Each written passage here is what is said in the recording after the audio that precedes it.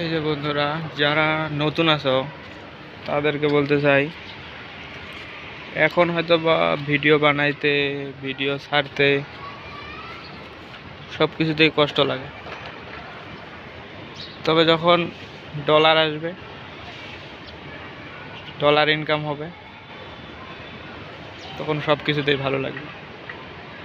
তবে আমাদেরকে হাল ছাড়া যাবে না, প্রতিনিয়ত কাজ করে যেতে হবে, হতাশ হওয়া যাবে না। আজ বা কাল যে কোনো সময় হোক সফলতা ধরা দিবেই। আল্লাহ তাআলা বলেছেন যে তোমরা চেষ্টা করো, আমি আছি। আর চেষ্টা করলে অবশ্যই ফল দিবেন আল্লাহ তাআলা। তবে আমাদেরকে ধৈর্য ধারণ করতে হবে। ধৈর্য ধারণ না করলে কিছুই হবে না।